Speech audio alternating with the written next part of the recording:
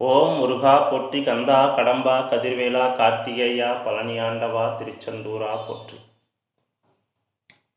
பங்குனி மாதத்தில் வரக்கூடிய இந்த உத்திர நட்சத்திரம் பங்குனி உத்தரம் என்று வழங்கப்படுகிறது. முருகப்பெருமானுக்கு மிக முக்கியமான சிறப்பு வாய்ந்த தினம் இது. ஏனென்றால் மாதங்களில் 12வது மாதமாகவும் நட்சத்திரங்களில் 12வது நட்சத்திரமும் ஒன்றாக இணைந்து வரும் இந்த நாள் மிகவும் சிறப்பு வாய்ந்த நாளாக கருதப்படுகிறது. அது மட்டும் இல்லாமல் முருகப்பெருமான் சூரபத்மனை போரில் தோற்கடித்த பிறகு அதை வெற்றி கொண்டாட்டமாக கொண்டாடிய நாள் இந்த இனிய நாள். இந்த கொண்டாட்டத்தை கொண்டாடும் வகையிலே தேவர்களுடைய ராஜாவாகிய இந்திரன் தனது மகளை தேவயானையை வட இந்தியாவில் தேவசேனா என்று அழைப்பார்கள்.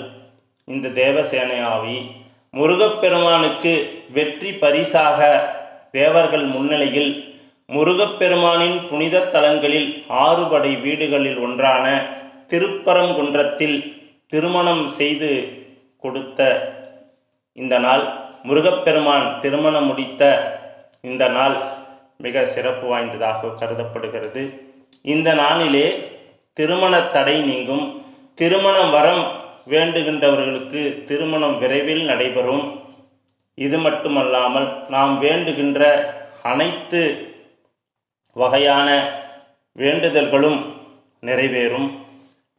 இந்த நாளில் பக்தர்கள் முருகப்பெருமானுக்கு காவடி எடுத்தும் அலகு குத்தியும் பால்குடம் எடுத்தும் தங்களது நேர்த்திக் கடனை செய்து வருகிறார்கள்.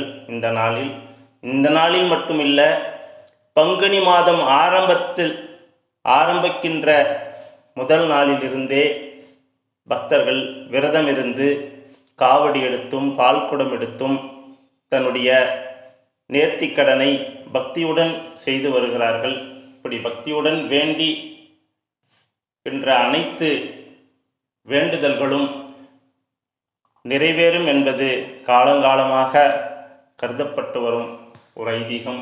அதனால் நாமும் முருகப்பெருமானை இந்த நாளில் வணங்கி சகலவிதமான சகல ஐஸ்வர்யங்களும் வேண்டும் அனைத்தும் பெற்று வளமோடு வாழ முருகப்பெருமானை வேண்டி